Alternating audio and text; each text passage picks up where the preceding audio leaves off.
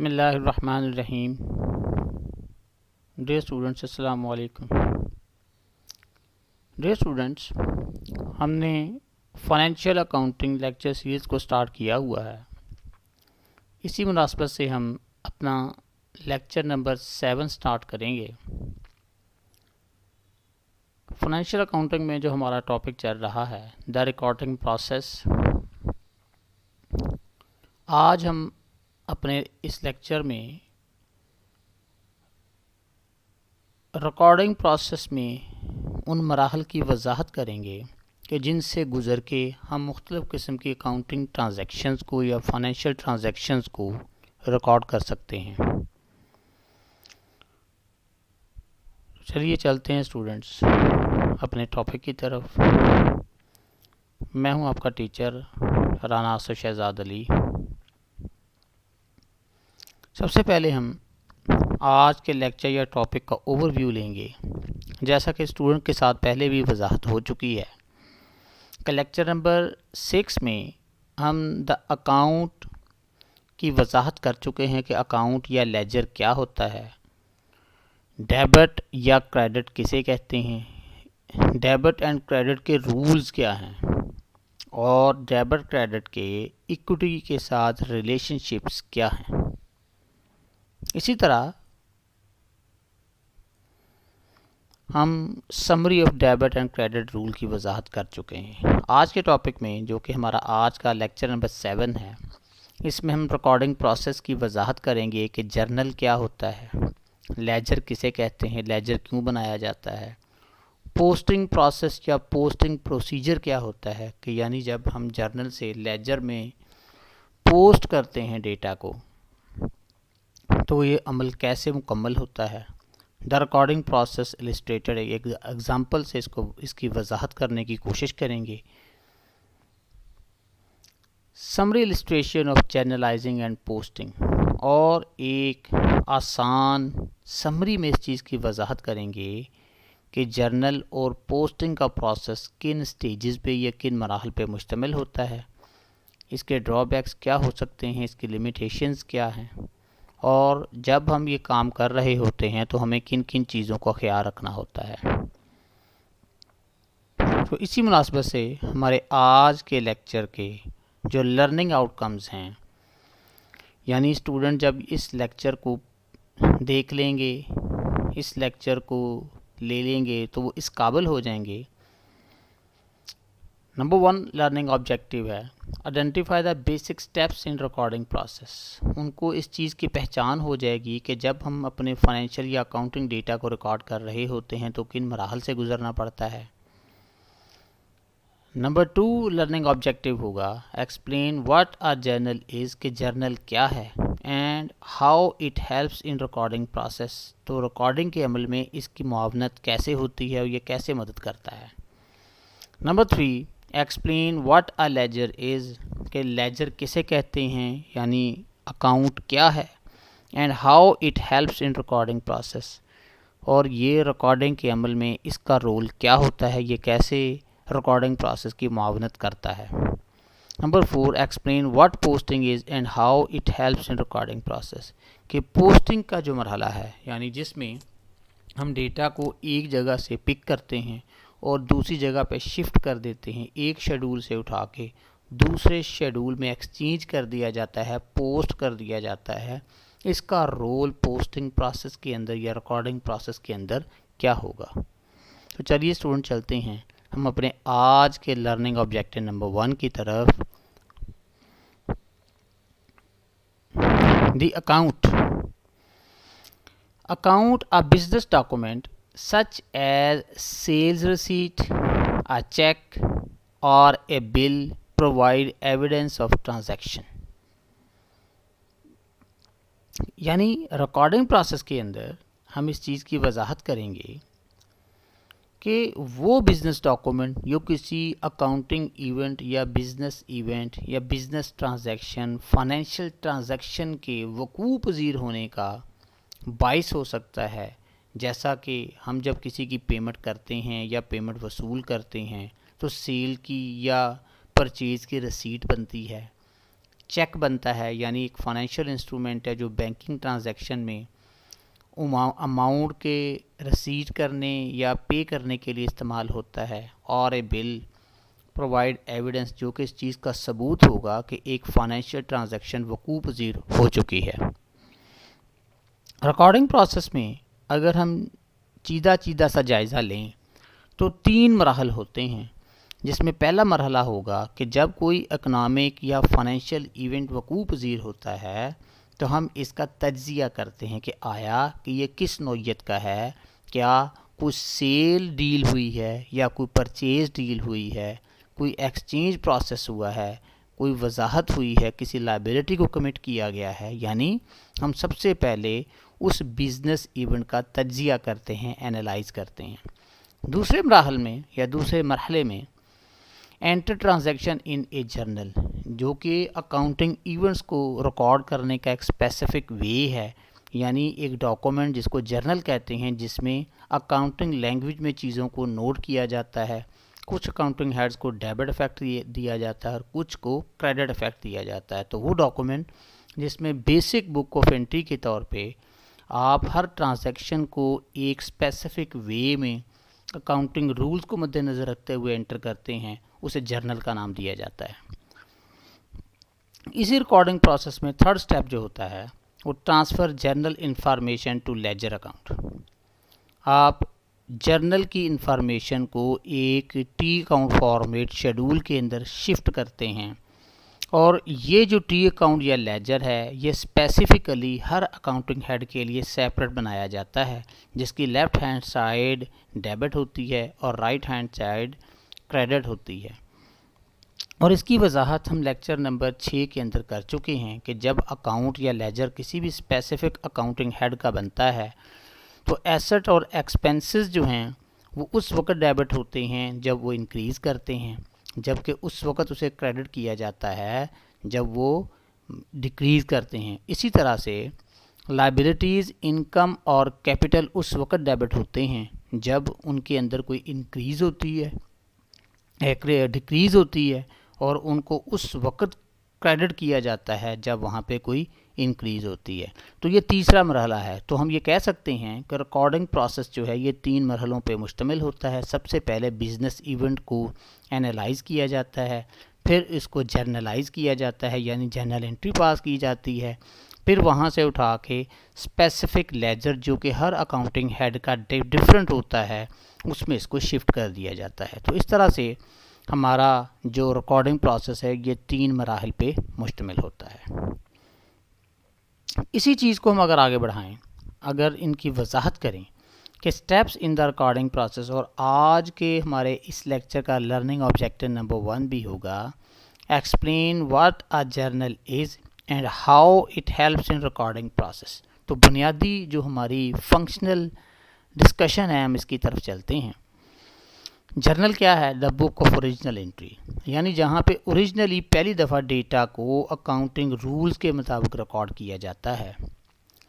Number 2, transactions recorded in the chronological order, यानी जैसे जैसे ट्रांजैक्शन या अकाउंटिंग इवेंट्स वकूफ़ पज़ीर हो रहे होते हैं वैसे वैसे ही उनको रिकॉर्ड किया जाता है। Number 3, contribution to the recording process, जब रिकॉर्डिंग प्रोसेस चल रहा होता है या हम इसको एग्जीक्यूट कर रहे होते हैं तो किन किन चीज़ों की इसके अंदर रोल होता है, यानी उनकी कंट्रीब्यूशन होती है। Number 1, discloses the complete effect of transaction, इस जर्नल के अंदर हमने इस चीज़ की वजाहत करनी होती है कि जो कंप्लीट इफ़ेक्ट है उस ट्रांजैक्शन का, यानी कोई भी अकाउंटिंग इवेंट जब वकूफ़ पज़ीर होता है तो जैसा कि मैंने पहले कहा कि कुछ चीज़ें डेबिट हो रही होती हैं, कुछ चीज़ें क्रेडिट हो रही होती हैं। डेबिट के अगेंस्ट भी एक अमाउंट का तयन होता है और क्रेडिट के अगेंस्ट भी सेम अमाउंट का तयन होता है। तो एक कंप्लीट इफ़ेक्ट बताना होता है कि आया कि हमारी इक्विटी के अंदर कोई चेंज वकूफ़ पज़ीर हो रही है या नहीं। Number 2, provide a chronological record of transaction, यानी जैसा कि मैं पहले कह चुका हूँ जैसे जैसे ट्रांजैक्शंस वकूफ़ पज़ीर हो रही होती हैं वैसे वैसे ही उनको रिकॉर्ड और नोट किया जाता है, और उनका एक जर्नल यानी एक शेड्यूल तरतीब दिया जाता है कि जिसके अमूमी तौर पे 4 कॉलम होते हैं। पहला कॉलम डेट का होता है, दूसरा डिटेल का होता है, तीसरा डेबिट अमाउंट को लिखने के लिए, और फोर्थ कॉलम में क्रेडिट अमाउंट को एंटर किया जाता है। Number 3 helps to prevent or locate errors. इसकी मदद से हमें मदद भी मिल जाती है, चूँकि जब सारा रिकॉर्ड आपके सामने होगा और आप देखेंगे कि कुछ चीज़ें ऐसी हैं जब एक पीरियड एंड होता है तो हम उसको रिकॉन्साइल करते हैं, चेक करते हैं, और अगर किसी वजह से कोई चीज़ नोट करने वाली रह गई हो या किसी चीज़ में वो गलती हो गई हो तो उस गलतियों की निशानदेही भी इस ओरिजिनल या प्राइमरी बुक ऑफ एंट्री के अंदर हो जाती है। यहाँ से जो एंट्री होगी रिकॉर्ड करते हुए गलत, उसका इफेक्ट आपका फाइनेंशियल स्टेटमेंट को प्रिपेयर करने तक जाएगा, because the debit and credit amounts can be easily compared. इसकी खसूसियत ये होती है कि जर्नल में चूँकि डेबिट और क्रेडिट अमाउंट सामने मौजूद होते हैं, अगर कोई अमाउंट का डिफरेंस हो, कोई डिजिट का डिफरेंस हो, तो हम उसी वक्त लोकेट कर लेते हैं और उसको सही किया जा सकता है। Journalising entering transaction data in the journal, यानी अब हम इसकी वजाहत करेंगे कि जब जर्नल बनाया जाता है तो इसमें डेटा को एंटर कैसे किया जाता है। जैसा कि मैं पिछली स्लाइड पे वजाहत कर चुका हूँ कि जो जर्नल होगा इसमें अमूमी तौर पे एक्टिव कॉलम तो 4 होते हैं, लेकिन यहाँ पे चूँकि आपके सामने एक फॉर्मेट बना हुआ है, ये लिखा भी है जनरल जर्नल। पहला कॉलम जो है ये डेट का है, यानी जिस डेट को एक ट्रांजैक्शन वकूफ़ पज़ीर होती है उस डेट को इसमें एंटर कर दिया जाता है। फिर अकाउंट टाइटल जिसको आपने डेबिट या क्रेडिट करना होता है उसका फैक्ट इसके अंदर दिया जाएगा। रेफरेंस होगा कि ये कौन सी इनवॉइस या वॉचर नंबर जो आपने इशू किया उसके अगेंस्ट है, उसका हवाला इसमें दिया जाता है। फोर्थ कॉलम डेबिट का है, यानी जोन सा भी अमाउंट या अकाउंटिंग हेड डेबिट हो रहा होगा उसके अमाउंट की एंट्री इसमें करेंगे। और लास्ट कॉलम क्रेडिट का है, इसमें जो भी अमाउंट या अकाउंटिंग हेड क्रेडिट हो रहा होगा उसका अमाउंट इसके अंदर एंटर किया जाएगा। और मेक श्योर दैट इस चीज़ को यकीनी बनाना है कि जब भी कोई अकाउंटिंग ट्रांजैक्शन को हम पास करते हैं तो debits must be equal to credits. अब मैं आपके सामने एक इलस्ट्रेशन रखता हूँ, उसको सॉल्व करने की कोशिश करते हैं और इसमें इस जनरल के अंदर चीज़ों को रिकॉर्ड करना सीखते हैं। ऑन सितंबर 1 सितंबर को जैसा कि डेट बता दी गई है, share holder invested euro 15,000 cash in the corporation in exchange for ordinary shares. Share holders ने 15,000 रुपये की इन्वेस्टमेंट की है कंपनी के अंदर और इसके एवज उन्हें शेयर्स दे दिए गए। And Soft Byte purchased computer equipment for 7,000 cash, और इसी कंपनी ने उस 15,000 रुपया जो इसके पास वसूल हुआ है उसमें से 7,000 को यूज़ किया है और इक्विपमेंट्स ख़रीदे हैं कंपनी की वर्किंग करने के लिए। तो यहाँ पे 2 ट्रांजैक्शंस इन्वॉल्व हैं। पहली ट्रांजैक्शन में क्योंकि 15,000 रुपया इस कंपनी ने वसूल किया है कैपिटल की सूरत में, तो कैश एक एसेट होता है, जब बढ़ता है तो डेबिट होगा और इसके अगेंस्ट हम शेयर होल्डर फंड को या शेयर कैपिटल को क्रेडिट करेंगे। यानी पहली ट्रांजैक्शन में कैश डेबिट हो रहा है चूँकि ये बिज़नेस के अंदर कैश इंट्रोड्यूस करवाया जा रहा है, और कैपिटल भी जैसा कि हमने लेक्चर नंबर 6 में वजाहत की थी कि जब कैपिटल बिज़नेस के अंदर बढ़ता है तो उसे क्रेडिट किया जाता है। तो ये फर्स्ट ट्रांजैक्शन जो हो गई, जो पहले रो के अंदर चीज़ लिखेंगे वो डेबिट होगी, जो नीचे वाले कॉलम में थोड़े डिस्टेंस के साथ लिखी जाती है इसको क्रेडिट कहते हैं। तो डेबिट जो चीज़ हो रही है इसके अमाउंट की एंट्री डेबिट वाले कॉलम में करेंगे, और जो चीज़ या जो अकाउंटिंग हेड क्रेडिट हो रहा है उसके अमाउंट की एंट्री हम क्रेडिट वाले कॉलम में करेंगे। इसके अगेंस्ट या इसके इक्विवेलेंट जो डेबिट वाला कॉलम होगा उसको खाली छोड़ेंगे, और इस तरह से जब हम डेबिट वाले कॉलम में अमाउंट एंटर करेंगे तो इससे सामने वाला जो कॉलम होगा जो कि क्रेडिट में होगा उसको हम खाली छोड़ देंगे। तो इस तरह से एक ट्रांजैक्शन हो गई कि जब बिज़नेस में पैसा इंट्रोड्यूस करवाया गया तो हमने ये एंट्री पास कर ली। अब इसी कंपनी ने 7,000 रुपी यानी यूरोज़ यूज़ किए हैं और इक्विपमेंट्स खरीदे हैं। इक्विपमेंट्स एसेट्स होते हैं, एसेट बढ़ते हैं तो डेबिट होते हैं। सेम डेट की एंट्री है, इक्विपमेंट्स डेबिट हो गए 7,000 से, और इसके अगेंस्ट आपने कैश पे कर दिया तो 7,000 रुपये से कैश क्रेडिट हो गया।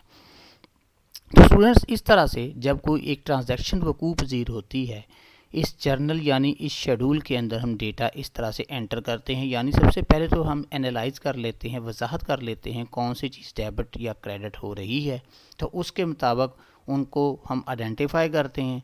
फिर यहाँ पे डेटा एंटर किया जाता है और अमाउंट को एंटर करने के लिए डेबिट या क्रेडिट कॉलम्स को इस्तेमाल किया जाता है। Simple and compound entries. Simple entry वो होती जैसा कि जो पिछले पेज पे हम कर चुके हैं कि जिसमें एक ही चीज़ या एक ही अकाउंटिंग हेड डेबिट हो रहा हो और उसके बिल्कुल बराबर एक और अकाउंटिंग हेड क्रेडिट हो रहा हो। यानी एक ही चीज़ डेबिट हो रही हो, एक ही चीज़ सेम अमाउंट के साथ क्रेडिट हो रही हो, तो ऐसी अकाउंटिंग एंट्री को सिंपल एंट्री का नाम दिया जाता है। पहले मैं इसकी इलस्ट्रेशन को बयान करता हूँ, फिर समझाता हूँ आपको कि सिंपल और कंपाउंड एंट्री में फ़र्क क्या होता है। On July 1, TSI company purchases a delivery truck costing $420,000 New Zealand dollars. It pays New Zealand dollar $240,000 cash now. इसने इसके अगेंस्ट $240,000 रुपये की अभी अदायगी कर दी है। एंड एग्रीज टू पे the remaining amount $180,000 on account. और 1,80,000 रुपये का उधार कर दिया है कि जिसको किसी फ्यूचर डेट पे वो अदा करेंगे। अब अगर हम इसमें देखें कि डिलीवरी ट्रक्स जो होते हैं बिज़नेस के लिए एसेट्स होते हैं, और हम जानते हैं कि एसेट्स जब बढ़ते हैं तो वो डेबिट होते हैं। हम कह सकते हैं कि डिलीवरी ट्रक हमने ख़रीदा है तो ये एक एसेट है। तो सबसे पहले तो हम डेट वाले कॉलम में इस डेट की एंट्री करेंगे जुलाई 1, जो कि यहाँ पे लिखी हुई है। फिर हमने तयन कर लिया कि हम क्या कर रहे हैं, एक एसेट ख़रीद रहे हैं। तो डिलीवरी ट्रक एक एसेट है, बढ़ेगा तो डेबिट होगा, इसको हम डेबिट वाले कॉलम में लिखेंगे। इक्विपमेंट 4,20,000। इसके अगेंस्ट हमने पेमेंट सारी नहीं की बल्कि पार्शियल पेमेंट यानी $240,000 की अदायगी की है, तो कैश क्रेडिट हो रहा है, कैश को क्रेडिट कॉलम में हम लिखेंगे। इस तरह से अब 4,20,000 की हमने चीज़ खरीदी है लेकिन अदायगी हम 2,40,000 की कर रहे हैं, तो 1,80,000 अभी अमाउंट ऐसा एक है जो अदा नहीं कर रहे। तो इसके अगेंस्ट हम एक वादा कर रहे हैं कि फ्यूचर डेट पे हम पैसा अदा करेंगे, तो अकाउंट पेबल से 1,80,000 की एंट्री हो जाएगी। Now you can check that debits must be equal to credit. यहाँ पे डेबिट वाले कॉलम में 4,20,000 लिखा हुआ है, जबकि क्रेडिट वाले कॉलम में 2 एंटर हुए हैं अमाउंट। कैश वाले कॉलम में 2,40,000 और अकाउंट पेबल 1,80,000। इन दोनों को जमा करें तो ये वही अमाउंट बनेगा, यानी 4,20,000 जो कि इसके बराबर हो जाएगा। तो स्टूडेंट, ये जो एंट्री कि ऐसी अकाउंटिंग ट्रांजैक्शन या अकाउंटिंग एंट्री कि जिसमें कोई एक चीज़ डेबिट हो रही हो जबकि एक से ज़्यादा क्रेडिट हो रही हो, और बिल्कुल ऐसे भी हो सकता है कि बाज़ औक़ात एक से ज़्यादा चीज़ें डेबिट हो रही हों लेकिन एक ही चीज़ क्रेडिट हो रही हो, तो ऐसी एंट्री कंपाउंड एंट्री कहलाती है।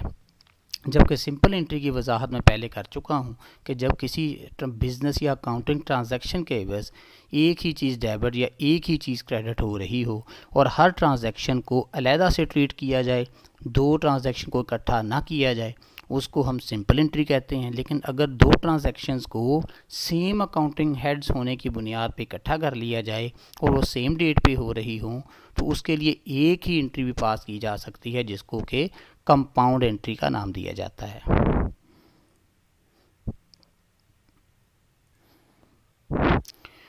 स्टूडेंट्स, ये हम एक क्वेश्चन हल करने की कोशिश करते हैं कि इसके अंदर कुछ चीज़ों की वजाहत की गई है। As president and the sole shareholder, Kate Brown engaged in following activities in establishing her saloon. एक बिजनेसमैन है जिसने अपना एक हेयर सैलून सेट किया है और एक कंपनी के तौर पे उसने रजिस्टर करवाया। चूँकि बाहर अमेरिका के अंदर या यूरोप के अंदर बिज़नेस को इस्टेब्लिश करने के कवानीन थोड़े डिफरेंट है जैसे कि पाकिस्तान में हैं। हम सिर्फ उन अकाउंटिंग ट्रांजैक्शन की उनको रिकॉर्ड करने की वजाहत करेंगे। Open a bank account in the name of Hair, It Is a company SA and deposited €20,000 of her own money in this account in exchange for ordinary shares. यानी ordinary shares ख़रीदने के एवज़ उसने €20,000 company के account में यानी अपनी ही company के account में डिपॉजिट करवाए हैं। दूसरी ट्रांजैक्शन है परचेज इक्विपमेंट ऑन अकाउंट, उधार पे परचेज किए गए हैं equipments, to be paid in 30 days, और ये 30 दिन का क्रेडिट पीरियड है कि 30 दिन बाद इसकी अदायगी होगी, for a total cost of 4800 euros. Number 3, interviewed 3 applicants for the position of beauticians. 3 लोगों का इंटरव्यू किया गया है कि जिनको आपने ब्यूटिशियन की जॉब पे रखना है। इंस्ट्रक्शन क्या है? Prepare the entries to record the transaction. आप इन ट्रांजैक्शंस को पहले वजाहत करें, तज्जिया करें और बताइए, रीज़न दीजिए कि आया कि इनको रिकॉर्ड करने की ज़रूरत है, और अगर रिकॉर्ड करने की ज़रूरत है तो फिर कौन कौन से अकाउंटिंग हेड्स इन्वॉल्व होंगे, कौन से डेबिट होंगे और कौन से क्रेडिट होंगे। सबसे पहले तो हम इनकी जो अकाउंटिंग नरेशंस हैं उनको लिख लेते हैं। पहला था open a bank account and deposit 20,000 euro. दूसरा था purchase equipment on account to be paid in 30 days for a total cost of 4800 euros. और number 3, interviewed the 3 applicants for the position of beauticians. तो सबसे पहले आपके पास है, हमने bank account open किया है और कैश इसमें डिपॉजिट करवाया है 20,000 शेयर्स के अगेंस्ट।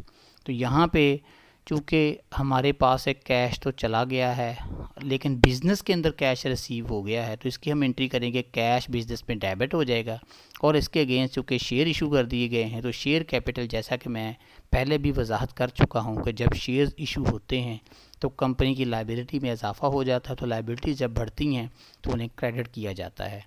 तो हमारी पहली ट्रांजैक्शन जो है वो cash debit, share capital credit. Number 2, purchase equipment on account. चूँकि इसमें एक एसेट परचेज किया जा रहा है और हमने पहले भी बताया है कि एसेट जब बढ़ते हैं तो डेबिट होते हैं, तो यहाँ पे हमने इक्विपमेंट को डेबिट कर देना है और इसके अगेंस्ट अकाउंट पेबल, चूँकि एक वादा कर दिया है कि in future date specific date पे हम अमाउंट इसका अदा करेंगे, तो अकाउंट पेबल 4800 यूरोज़ के साथ क्रेडिट हो गया। Number 3, interview 3 applicants. अब यहाँ पे किसी किस्म की अकाउंटिंग ट्रांजैक्शन नहीं हो रही, हम जस्ट कैंडिडेट्स का इंटरव्यू कर रहे हैं, ना कोई चीज़ आ रही है ना जा रही है, ना हो कोई किसी अमाउंट का हवाला दिया गया है, ना किसी अकाउंटिंग हेड की आइडेंटिफिकेशन हो रही है, तो इसकी एंट्री नहीं होगी।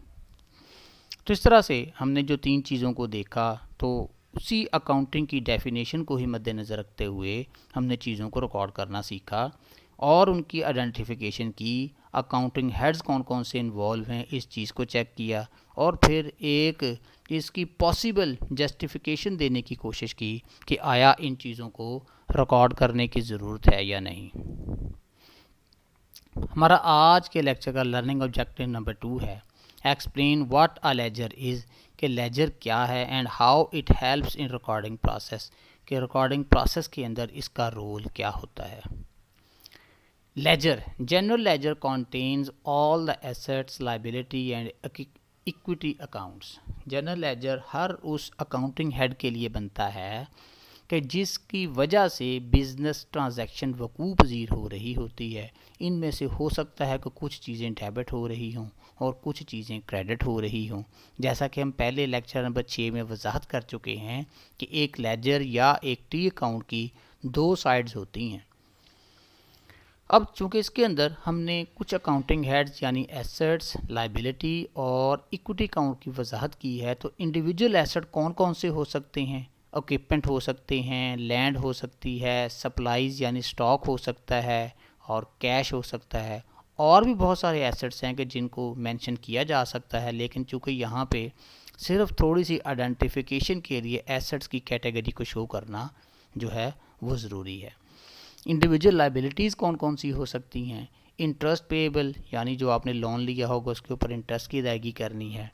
Salaries and wages payable, account payable and notes payable. तो ये कुछ लाइबिलिटीज़ का मैंने जिक्र किया है कि जिनको हम लेजर के अंदर जो है रिकॉर्ड करते हैं और फिर उसको क्लोज़ करके एक फ़िगर निकाली जाती है जिसको पोस्ट करते हुए ट्रायल बैलेंस में ले जाते हैं। इसी तरह इंडिविजुअल इक्विटी के अंदर सैलरीज़ एंड वेजेस एक्सपेंसेस, ये वही चीज़ है जो लेक्चर नंबर 2 और 3 में हमने वजाहत की थी कि जो इक्विटी है उसके अंदर रेवेन्यूज़ इजाफे का बायस बनते हैं, जबकि एक्सपेंसेस जो हैं उसके अंदर कमी का बायस बनते हैं। इसी तरह पे सर्विस रेवेन्यू जो कि इसके अंदर ऐड कर दिया जाता है। डिविडेंड जो है ये भी उसमें से माइनस होता है। रिटेन्ड अर्निंग्स जो हैं ये हमारी इक्विटी यानी शेयर होल्डर या इंडिविजुअल इक्विटी के अंदर इजाफे का बायस बनती है। और शेयर होल्डर इक्विटी या share holder capital fund ordinary भी हो सकता है, प्रेफर्ड भी हो सकता है। तो हम ये कह सकते हैं कि जितने भी मैंने इंडिविजुअल एसेट्स, इंडिविजुअल लायबिलिटीज़ या इंडिविजुअल इक्विटी की वजाहत की है, इनको रिकॉर्ड करने के लिए स्पेसिफ़िकली इनके अकाउंट को शो करने के लिए एक शेड्यूल बनाते हैं कि जिसको लेजर कहते हैं। और इसकी वजाहत मैं पहले भी कर चुका हूँ। इसकी दो साइड्स होती हैं। लेफ़्ट हैंड साइड को हम डेबिट साइड कहते हैं और राइट हैंड साइड को हम क्रेडिट साइड कहते हैं। और रूल्स की वजाहत हम ऑलरेडी कर चुके हैं कि चीज़ें डेबिट या क्रेडिट किस वक्त होती हैं। अब लेजर का फॉर्मेट कुछ यूँ होता है कि सबसे पहले इसके कोई 5 से 6 कॉलम होते हैं। ये जो रेफरेंस का कॉलम होता है ये मैंडेटरी नहीं होता, सिर्फ आपने ये लिखना है। पहले कॉलम के ऊपर डेट की हेडिंग दे दी जाती है। नंबर 2 के अंदर आप एक्सप्लेन करते हैं कि अगर ये मैंने कैश का लेजर शो किया हुआ है तो किन चीज़ों या किन अकाउंटिंग हेड्स की वजह से कैश डेबिट या क्रेडिट हो रहा है, उसकी हमने यहाँ पे वजाहत करनी है। फिर आगे डेबिट लिखा हुआ है कॉलम है, फिर एक क्रेडिट का कॉलम है, यानी जिन चीज़ों की वजह से कैश डेबिट हो रहा होगा उनकी एंट्री हम डेबिट कॉलम में करेंगे। जिन चीज़ों की वजह से हमारा जो कैश क्रेडिट हो रहा होगा उसको क्रेडिट कॉलम में एंटर करते चले जाएंगे। और आखिरी कॉलम जो है ये बैलेंस का होता है। तो जैसा कि यहाँ पे जून 1 का अमाउंट यहाँ पे 25,000 का डेबिट शो हो रहा है, तो हम इसको डेबिट कॉलम, यहाँ डेबिट है तो बैलेंस में डेबिट लिखा गया। लेकिन अगले ही यानी जून 2 को 8,000 से क्रेडिट हो रहा है तो 25,000 में से 8,000 माइनस कर देंगे तो रिमेनिंग फिगर आपके पास 17,000 बच जाएगी। फिर 4200 से डेबिट हो रहा है तो उसके अंदर 4200 17,000 में प्लस होके 21,200 बन गया। फिर 7500 से डेबिट हो रहा है तो वो भी जमा हो गया, 28,700 बन गया। फिर 3 अमाउंट इसमें से क्रेडिट हो रहे हैं यानी माइनस हो रहे हैं, तो 28,700 में से आप 11,700 को माइनस करेंगे तो 17,000 बच जाएगा। फिर 250 को माइनस करेंगे तो 16,750 बच जाएगा। और इसी तरह फिर 7,300 का अमाउंट क्रेडिट हो रहा है तो डेबिट में से क्रेडिट माइनस कर देंगे तो आपके पास बैलेंसिंग फिगर डेबिट बैलेंस आ जाएगी जो कि 9450। इसकी वजाहत मैं पहले भी कर चुका हूँ कि कैश एक एसेट होता है, एसेट्स के क्लोजिंग बैलेंसेस हमेशा डेबिट होते हैं। लेक्चर नंबर 6 के अंदर इंडिविजुअली मुख्तलिफ अकाउंटिंग हेड्स की हमने वजाहत कर दी हुई है। हमारे आज के लेक्चर का जो लर्निंग ऑब्जेक्टिव नंबर 3 है वो है पोस्टिंग। पोस्टिंग क्या है? Explain what posting is and how it helps in the recording process. कि जब हम अपने अकाउंटिंग के सिस्टम में अकाउंटिंग इवेंट्स को या फाइनेंशियल अकाउंट को एंटर कर रहे होते हैं तो उसका इसमें रोल क्या होगा और ये अमल कितने स्टेजेस पे, कितने मराहल पे मुश्तमिल होता है। तो जैसा कि हमने पहले बात की है कि पोस्टिंग ट्रांसफरिंग को कहते हैं, transferring general entries to the ledger account. यानी जब हम एक बेसिक डॉक्यूमेंट जिसके अंदर ओरिजिनल बुक ऑफ एंट्री में चीज़ों को रिकॉर्ड करते हैं, जब कोई अकाउंटिंग ट्रांजैक्शन वकूअ पज़ीर होती है तो हम उसको जर्नल में नोट करते हैं। हर अकाउंटिंग ट्रांजैक्शन में कोई ना कोई चीज़ डेबिट हो रही होती है और कोई अकाउंटिंग हेड क्रेडिट हो रहा होता है। तो हर अकाउंटिंग हेड के अगेंस्ट हम एक लेजर प्रिपेयर करते हैं। जैसा कि इसके अंदर हमने वजाहत की हुई है, पहले जर्नल है, यानी जब कोई अकाउंटिंग ट्रांजैक्शन वकूअ पज़ीर होती है तो उसको यहाँ पे एंटर किया जाता है। जैसा कि आपको नज़र आ रहा है कि कैश बिजनेस के अंदर इंट्रोड्यूस करवाया गया है, कैश डेबिट है और शेयर कैपिटल क्रेडिट हो रहा है। तो 15,000 का हम डेबिट वाले कॉलम में लिख रहे हैं और 15,000 के कैपिटल को क्रेडिट वाले कॉलम में लिख रहे हैं।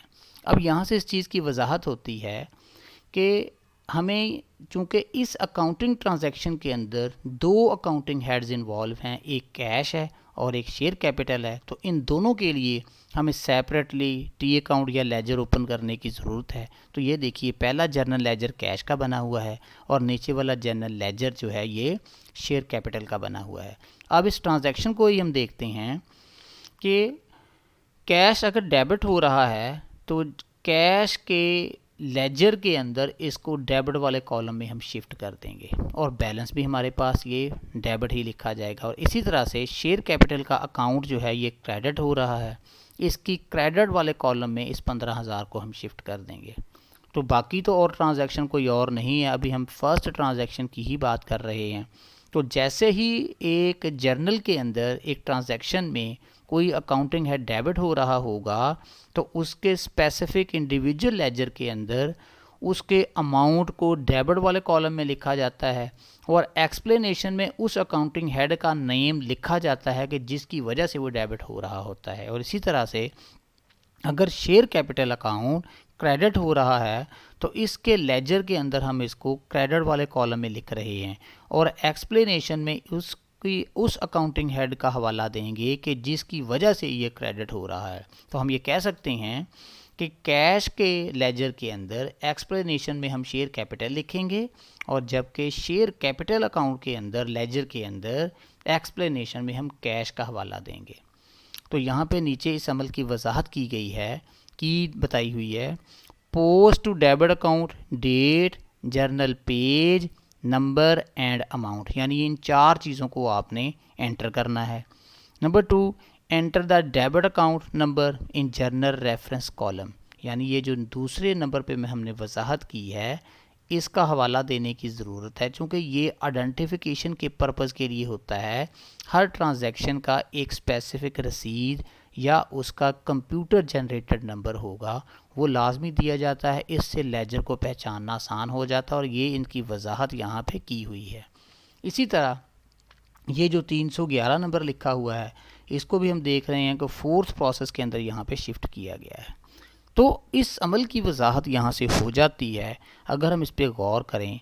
अभी हमने इसको स्पेसिफिक वे में नहीं लेके जाना, हमने सिंपल वे में समझना है कि जब एक अकाउंटिंग ट्रांजैक्शन में एक अकाउंटिंग हेड डेबिट होता है तो उसका लेजर सेपरेटली ओपन किया जाता है और इसी तरह से अगर कोई अकाउंटिंग हेड क्रेडिट हो रहा है तो उसको भी हमने एक सेपरेट लेजर के अंदर लेके जाना है।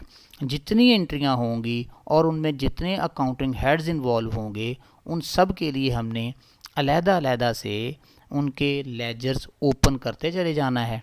जब हमारा वो तमाम चीज़ें कि जिनको हमने जर्नल के अंदर नोट किया हुआ है उसके अगेंस्ट हमारे लेजर बन चुके हों। और स्टूडेंट्स ये चीज़ याद रखनी है कि अगर एक अकाउंटिंग हेड ज़्यादा ट्रांजैक्शंस में इन्वॉल्व है तो हर एक के लिए अलहदा लेजर नहीं खोलना, लेकिन स्पेसिफिक अकाउंटिंग हेड के लिए लेजर एक ही खोलना है। यानी अगर कैश है 10 ट्रांजैक्शन के अंदर इन्वॉल्व है तो कैश का लेजर आपने 10 दफ़ा ओपन नहीं करना, बल्कि लेजर तो एक ही दफ़ा ओपन करना है, लेकिन जहाँ जहाँ पे वो डेबिट या क्रेडिट हो रहा होगा उसके कॉलम में इसको पोस्ट करते चले जाना है। पोस्टिंग क्या है ये हम एक छोटा सा क्वेश्चन सॉल्व करते हैं। नॉर्मली अकर्स बिफोर जर्नलाइजिंग, पहला ऑप्शन है। Number 2 transfer ledger transaction data to the journal. Number 3 is an optional step in the recording process के, ये ऑप्शनल स्टेप है। और number 4 transfer journal entry to the ledger account. तो अभी हमने इसकी वजाहत की तो मेरी नज़र में जो ऑप्शन नंबर 4 है ये सही है कि जो पोस्टिंग का प्रोसेस होता है ये जर्नल एंट्रीज़ को लेजर अकाउंट में पोस्ट करने का नेम है। इसी तरह से चार्ट ऑफ अकाउंट की हम बात करते हैं। जैसा कि हमने पहले बात भी की कि अकाउंट्स कितनी किस्म के होते हैं और हमने ये वजाहत की थी कि अकाउंटिंग के अंदर अकाउंटिंग का सारा सिस्टम 4 चीज़ों के गिर्द रिवॉल्व करता है। तो सबसे पहले जिसको मैंने कहा भी था, एसेट्स होते हैं, लाइबिलिटीज़ होती हैं, इक्विपमेंट, रेवेन्यूज़ होते हैं, एक्सपेंसेस होते हैं और इक्विटी होती है। अगर हम एसेट की बात करें तो एसेट के अंदर कैश हो सकता है, अकाउंट रिसीवेबल हो सकते हैं, सप्लाईज हो सकती हैं, प्रीपेड इंश्योरेंस हो सकती है, इक्विपमेंट हो सकती है और इसी तरह से अक्यूमुलेटेड डेप्रिसिएशन हो सकती है। ये एक कॉन्ट्रा अकाउंट होता है जो अकाउंट यानी किसी भी फिक्स एसेट जिसको डेप्रिसिएट कर सकते हों उसको कॉन्ट्रा इफेक्ट देता है, यानी उसको एडजस्ट करता है। इसी तरह लाइबिलिटीज़ हैं, ये मुख्तलिफ हवाले हैं, यानी ये डॉक्यूमेंट ये जो 7 नंबरिंग की हुई है हर अकाउंटिंग हेड के साथ, ये उन ट्रांजैक्शन का नंबर है कि जिसको आप कंप्यूटर जनरेटेड नंबर से लोकेट कर सकते हैं। इसमें नोट्स पेएबल हैं, अकाउंट पेएबल हैं, अनअर्न्ड सर्विस रेवेन्यू है यानी ऐसी इनकम जो वक्त से पहले वसूल कर लेना, सैलरीज एंड वेजेस पेएबल हैं और इंटरेस्ट पेएबल हैं। इसी तरह अगर हम एक इक्विटी की वजाहत करें, शेयर कैपिटल हो सकता है, रिटेन्ड अर्निंग्स भी इक्विटी का हिस्सा होती है, डिविडेंड जो कि रिटेन्ड अर्निंग में से अदा किए जाते हैं, ये एक फाइनेंसिंग एक्टिविटी होती है, और इनकम समरी यानी जो इनकम हमने कमाई होती है, इनकम स्टेटमेंट की जो रिजल्टेंट फिगर होगी उसको भी इक्विटी में पोस्ट कर दिया जाता है।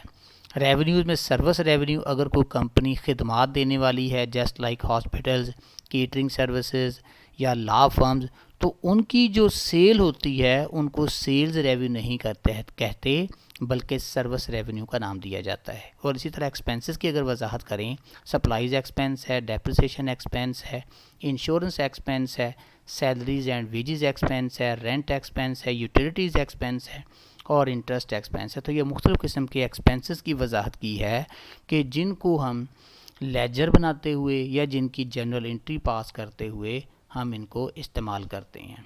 तो इस तरह से स्टूडेंट्स हमने कुछ चीज़ों की वजाहत कर दी।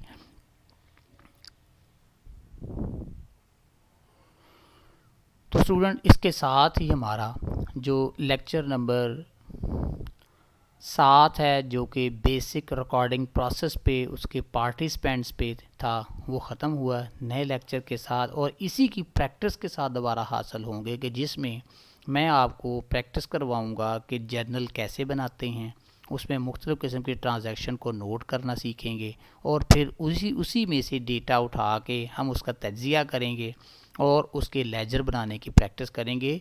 तो लेक्चर 7A देखना ना भूलिएगा। उस लेक्चर को लेके दोबारा आपकी खिदमत में हाज़िर होऊंगा। तब तक के लिए इजाज़त दीजिए। अल्लाह हाफ़िज़।